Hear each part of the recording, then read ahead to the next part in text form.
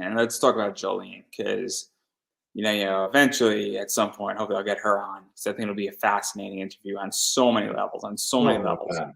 But this is, I think, one of the first ones you did, and this is what's cool about this. And I'm revealing somewhat of the secret sauce a little bit, but this is the process, and it's interesting. I think even just seeing how the process that you do things also almost I guess time stamping it, and then this is the finished product. And so, what was this like? Because it's obviously fun. It's fall. It's not necessarily LFC, this photo in particular, but Right. that's the thing is that I think that at a certain point, I'm a comic book cover guy where you could put a pin up on a book, and that's great. But it's fun when you got something fun going on with it. There's an artist named Steph Wilson, and when a girl he usually does a regular cover and a nude cover, and he has these like cartoon bats, and there's only one looking at her when she's clothed, but then there's a whole flock of bats looking at her when she's naked. Right. And the idea is that adds an element of fun to it. So what is that like? Because this is kind of that type of photo I feel where it's fun, where you got the honey, you got the bee, you got her sort of in a very playful mood, and it's not just I'm doing just a portrait or a pinup of her.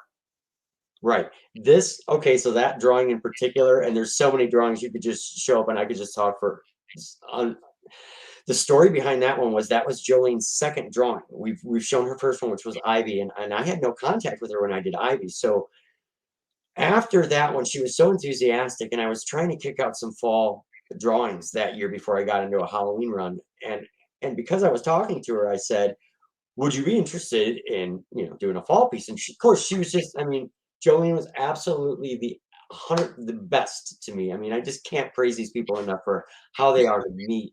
And she just enthusiastic, just yes. And I said, here's my idea, because I had like titles out. I do everything by a title first, and then I get the idea visually from it.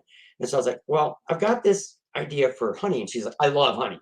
And I'm like, okay, so it's already perfect. And we talked about it at great lengths before I started working on it. And then as I was working on it, because there's the little jar on there that says Jolene's honey.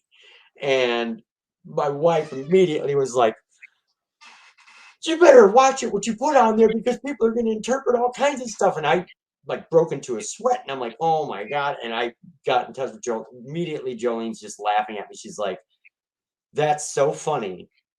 You keep that on there. I love that just because of that. And it was like the little cartoon bee on the shirt that was like a last minute throw in, and all these things. That photo, that was one of the first times that I worked off a photo that any lady actually said, I like that idea. I'm going to take a picture for you. That isn't on social, it's not on my social media stuff, so that the drawing itself is going to be super unique, because I do everything working off a photo. That's my cheat, because the shadows never change, the expression never changes, the look in the eyes never changes. If you're drawing somebody from life and they're going to blink for a second, or they're going to do this and they tilt their head, and that moment is lost. They're there, but that moment is lost. And so for me, I'm always after that multi-second of time, and photos allow me to do that. But so Jolene's honey picture was my first real artistic adventure, working with somebody who was just outstanding during the process, and it just steamrolled from there.